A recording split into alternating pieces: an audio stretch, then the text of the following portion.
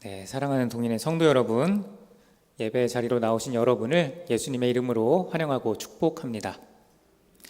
제가 질문 하나 하겠습니다. 만약 여러분이 달리기 시합을 해야 하는데 토끼와 거북이 둘 중 하나의 동물이 되어야 한다면 여러분은 어떤 동물을 선택하시겠습니까? 아마 많은 사람들이 느려 터진 거북이보다는 쏜살같이 빠른 토끼가 되고 싶다고 생각을 할 것입니다. 하지만 그렇다고 해서 우리가 선뜻 토끼를 선택하기도 부담스럽죠. 왜냐하면 토끼와 거북이라고 하는 동화를 모르는 사람이 없기 때문입니다. 세계적으로 유명한 이솝 우화 토끼와 거북이의 핵심 줄거리는 이렇습니다. 어느 날 토끼와 거북이가 달리기 경주를 하게 되었는데요. 당연하게도 토끼는 경기가 시작되자마자 앞으로 치고 나갔습니다. 하지만 거리가 워낙 벌어져 있다 보니까 방심해서 낮잠을 잤고 그러다가 그만 거북이에게 역전패를 당하게 되죠. 그래서 토끼가 교만하고 성실하지 않아서 끝내 패배하고 만다는 이 동화를 알고 있는 사람은 그냥 쉽게 토끼를 선택하지도 못할 것입니다. 그런데 전도사님, 그건 그냥 지어낸 이야기일 뿐이잖아요. 실제로는 토끼가 훨씬 빠르니까 대부분 토끼가 이기겠죠. 저는 토끼가 되고 싶습니다. 이렇게 생각하고 말씀하시는 분도 계실 것 같습니다. 그런데 과연 그럴까요? 정말 토끼와 거북이가 경주를 하면 대부분의 경우 토끼가 이길까요? 참 많은 사람들이 이 두 종의 실제 경주 결과를 궁금해했던 것 같습니다. 세계적인 동영상 플랫폼 너튜브 추천 검색어 중에도 있더라고요. 그리고 관련 영상도 제가 6개를 찾아냈습니다. 이 6개의 영상에서 사용한 트랙은 짧게는 4m짜리부터 길게는 10m짜리까지 있었습니다.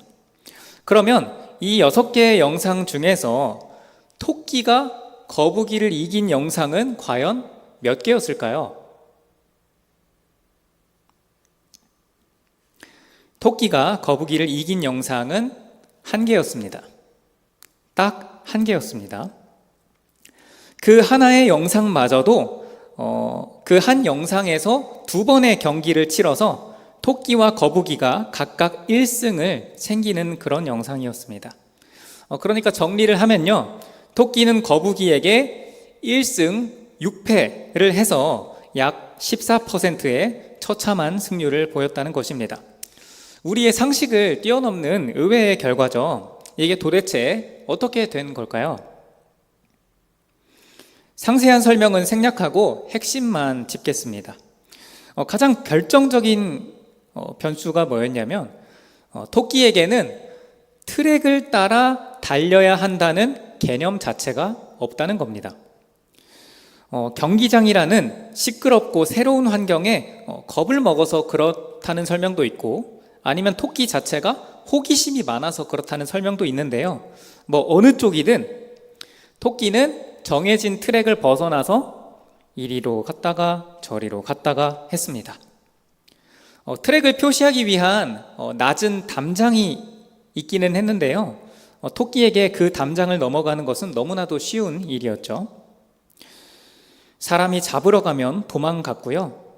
어렵사리 잡아와서 다시 출발점에 세워놔도 역시 토끼는 아무 곳으로나 움직였습니다. 이제 당근으로 유혹을 해서 정해진 길로 가게 하려고 시도도 해봤는데요. 잠깐 관심을 보이다 말았고요. 때로는 그냥 가만히 멈춰 있기도 했습니다. 6개의 영상 중에서 어떤 한 번의 경기에서는 토끼가 넘을 수 없도록 담장의 높이를 되게 높게 해서 실험한 경우도 있었어요. 그런데 그 경기에서는 토끼가 앞으로 잘 가다가 뒤돌아서 역주행을 하더라고요. 그에 비해서 거북이는 어땠을까요? 거북이는 정해진 트랙을 뛰어넘을 만한 점프력이 없죠. 그래서 그런지는 몰라도 그냥 느릿느릿하게 목적지만 바라보고 꾸준히 나아가다가 먼저 결승선을 통과하곤 했습니다. 결국 대부분의 승리는 거북이의 것이었죠. 사실 달리기라고 하는 것은 많은 동물들에게 사느냐 죽느냐를 가르는 굉장히 중요한 스킬입니다. 그러나 만물의 영장으로서 잡아먹힐 걱정, 또 잡아먹을 걱정 없이 살아가는 인간에게는 그 의미가 조금 다르죠. 어떤 점에서 의미가 다를까요? 사람의 인생 그리고 우리의 신앙생활을 달리기, 경주에 비유할 수 있다는 점에서 다릅니다. 바로 사도 바울이 그렇게 비유를 하고 있거든요. 오늘 우리는 고린도전서 9장 말씀을 함께 읽었습니다. 9장 1절에서부터 바울은 자신이 예수님을 직접 만나 뵌 사도이며 사도로서의 여러 가지 권리를 갖고 있지만 그것을 하나도 쓰지 않았다고 말씀을 합니다. 왜 쓰지 않았을까요? 12절에 나오는 것처럼 그리스도의 복음에 아무 장애가 없게 하기 위해서입니다. 그리고 16절 말씀인데 우리 16절과 17절 말씀을 한 목소리로 읽겠습니다. 내가 복음을 전할지라도 자랑할 것이 없음은 내가 부득불할 일임이라. 만일 복음을 전하지 아니하면 내게 화가 있을 것이로다. 내가 내 자의로 이것을 행하면 상을 얻으려니와 내가 자의로 아니한다 할지라도 나는 사명을 받았노라. 아멘. 우리에게 상당히 부담스럽고 우리를 두렵고 떨리게 하는 말씀입니다.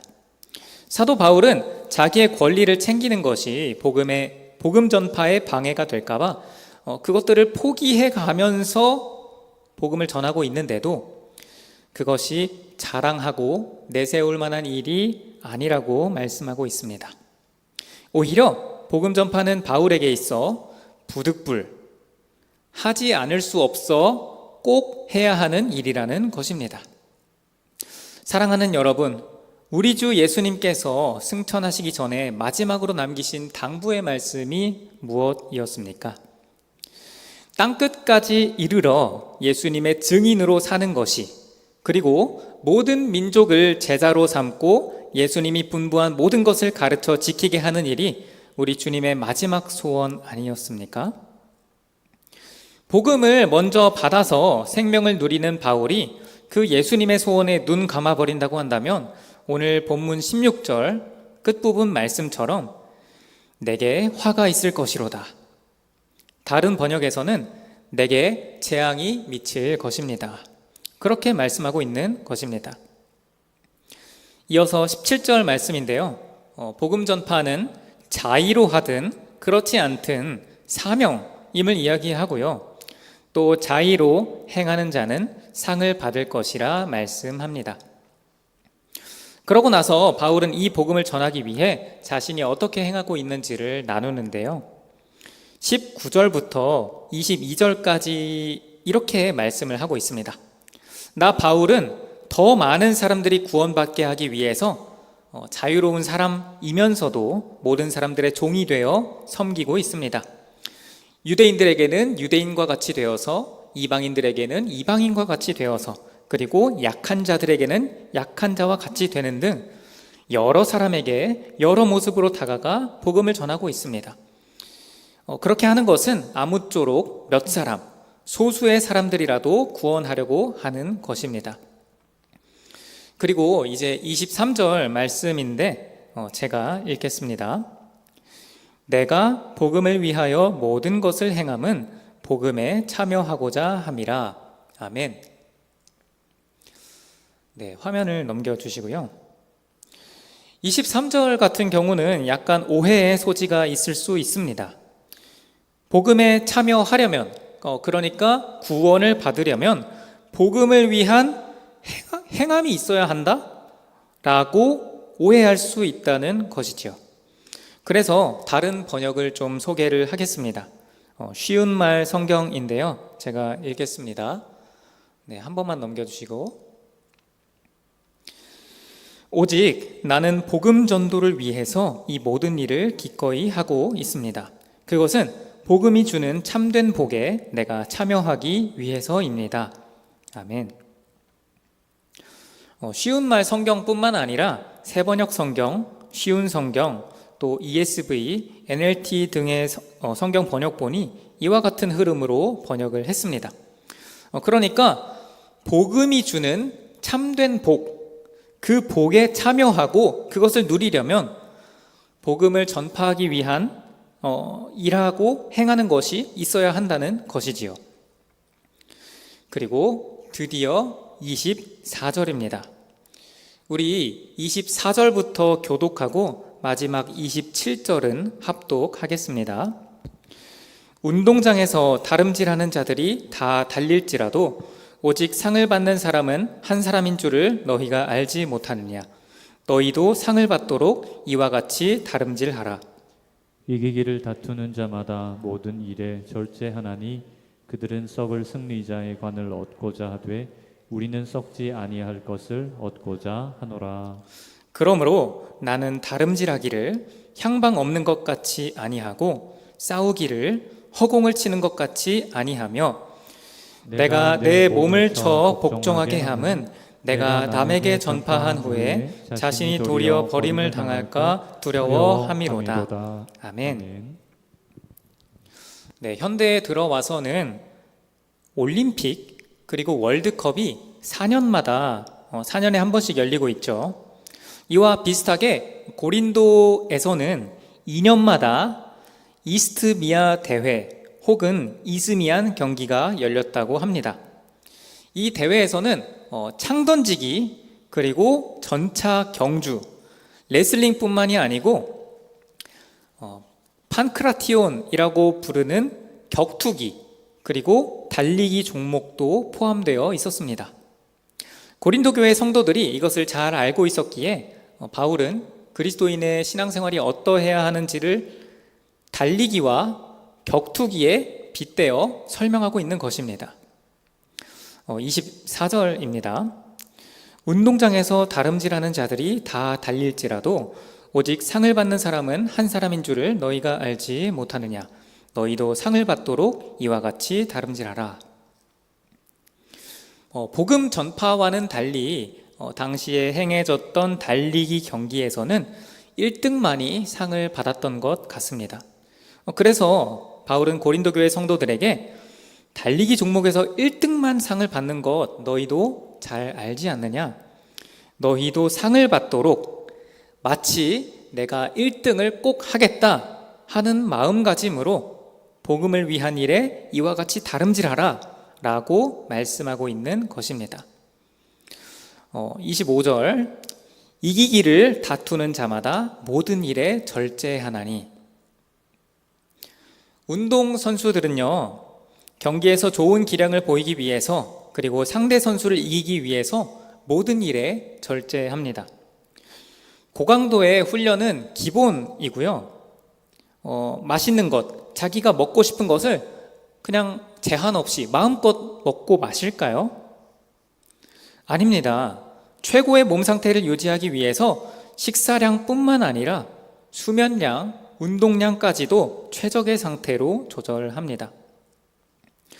여러분, 코리안 좀비로 불리는 파이터 정찬성 선수를 잘 아시죠? 이 정찬성 선수가 경기를 위해서 어떤 수준으로 절제하는지 아십니까? 훈련을 할 때 주먹과 발에 그 탄성이 있는 밴드를 감아서요 저항력을 거른 상태로 이 펀치와 니킥을 열심히 훈련합니다. 그렇게 탈진 직전까지 훈련한 뒤 얼음물에 들어가서 10분간 휴식을 하고요. 그러고 나서 바로 같은 훈련과 같은 휴식을 계속해서 반복합니다. 그리고 격투기 선수 같은 경우는 체중이 많이 나가면 그리고 특히 근육량이 많으면 많을수록 유리하거든요. 그렇기 때문에 어느 정도 경기를 공정하게 진행하기 위해서 같은 체급 내에서 경기를 하도록 되어 있습니다. 그래서 경기 24시간 전에 체중을 재서 실격 여부를 판단하죠. 이걸 개체량이라고 하는데, 이 개체량에서 자기 체급을 초과하는 체중이 이제 나오면요, 경기를 해보지도 못하고 실격패를 당하게 되는 것입니다. 그래서 선수들은 경기를 최대한 유리하게 가져가기 위해서 이렇게 합니다. 예를 들어서 정찬성 선수는 패더급 선수인데요. 패더급의 기준을 뛰어넘을 정도로 근육량을 늘려서 체중을 73kg까지 늘려놓습니다. 그리고 개체량 시점이 다가오면 12시간 전부터 온몸에 수분을 빼기 시작하죠. 몸에서 수분을 빼는 게 그래도 다른 성분을 빼는 것보다 쉽기 때문입니다. 그래서 개체량 12시간 전부터 줄넘기를 하고요.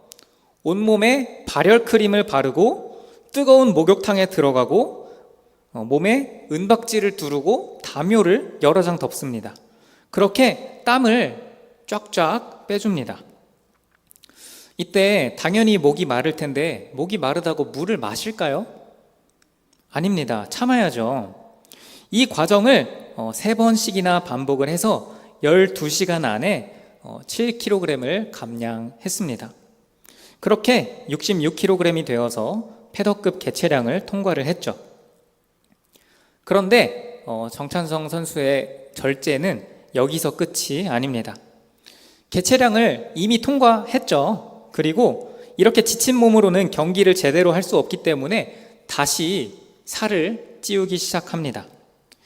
온갖 고칼로리 음식과 스테이크 그리고 단백질 보충제를 끊임없이 먹어서 24시간 내에 몸을 회복시키고요.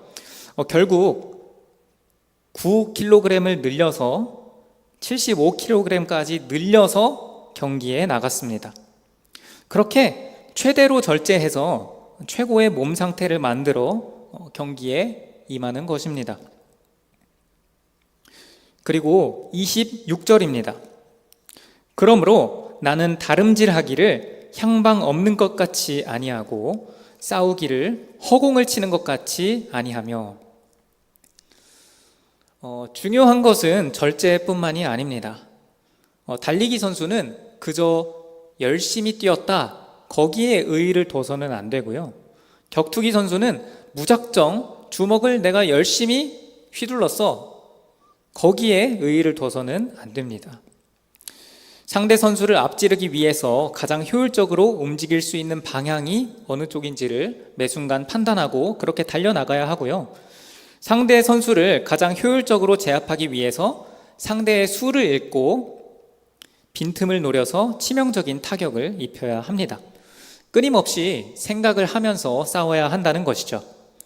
그런데 복음을 위한 일에, 복음을 전파하는 일에 이와 같이 임하라고 사도 바울은 권면하고 있는 것입니다. 아까 우리가 읽은 23절 말씀처럼 복음이 주는 참된 복에 참여하기 위해서 이렇게 하라는 것입니다. 마지막 27절입니다. 내가 내 몸을 쳐 복종하게 함은 내가 남에게 전파한 후에 자신이 도리어 버림을 당할까 두려워함이로다. 이 구절도 오해의 소지가 있습니다. 자신이 버림을 당할까 두렵다라고 하는 말은 구원을 잃어버릴까 두렵다라는 말이라기보다는 복음 전파에 힘씀으로써 주어질 상, 그 상을 받을 자격을 잃을까 두렵다는 말로 보아야 할 것입니다. 바울은 상을 잃을 것이 두렵기 때문에 스스로 자기 몸을 쳐서 복종시킨다고 하였습니다. 우리의 몸은 어떻습니까? 그저 등 따숩고 배부르면 그냥 안주하고 싶지 않습니까? 그렇기에 바울은 그 몸을 때려서라도 몸을 영혼의 종으로 삼아서 복음을 전하는 일에 전심전력을 다하게 하려고 한다는 것입니다.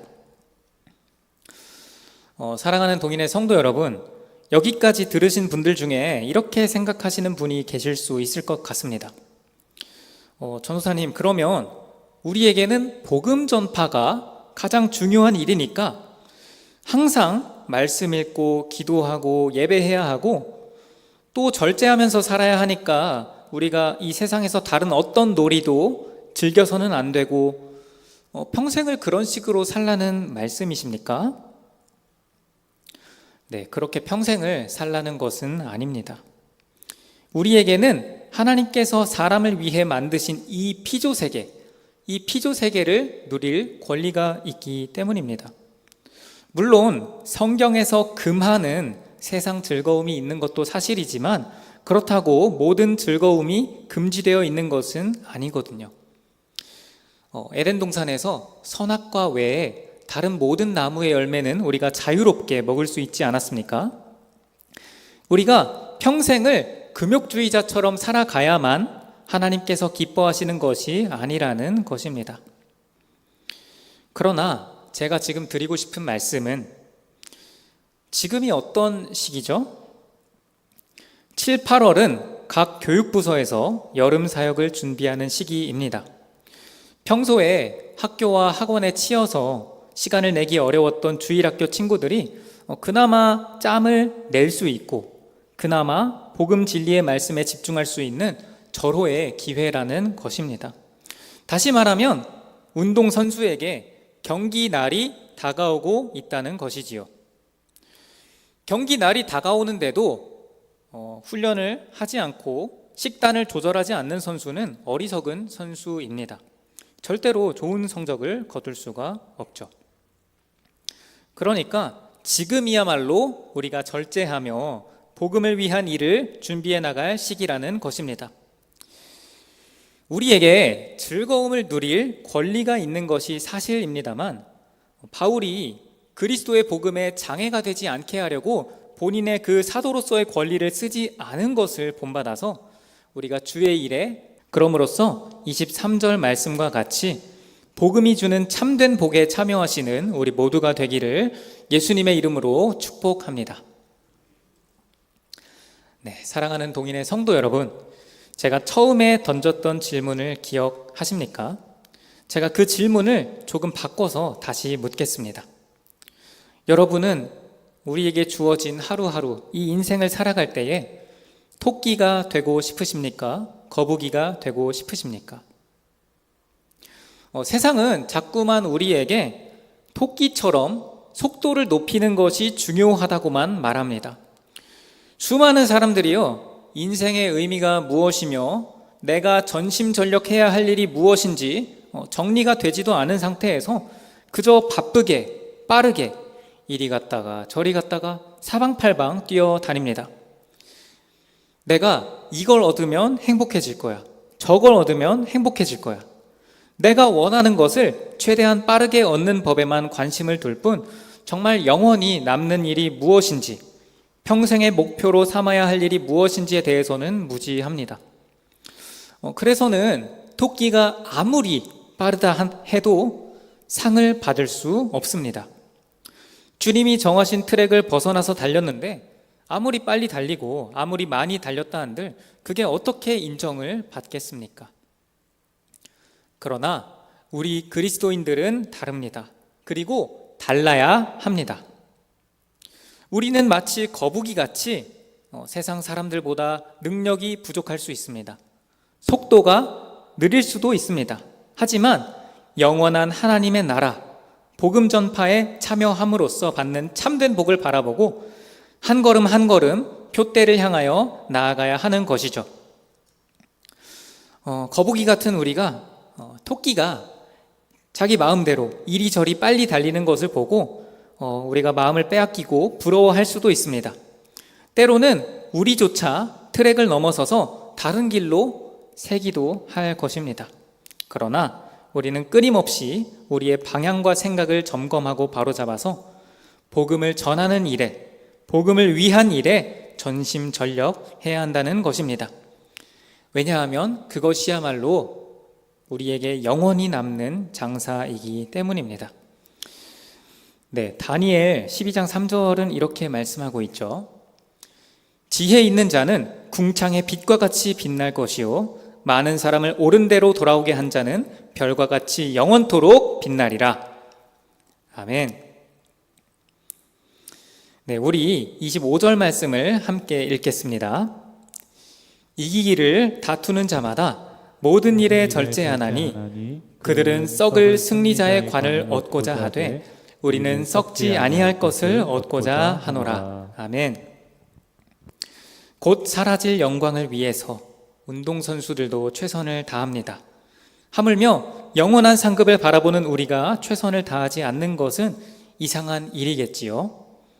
그렇게 표대를 향하여 꾸준히 달려나감으로써 영원히 빛나는 금메달을 목에 거는 우리 모두가 되기를 예수 그리스도의 이름으로 축복합니다. 제가 기도하겠습니다.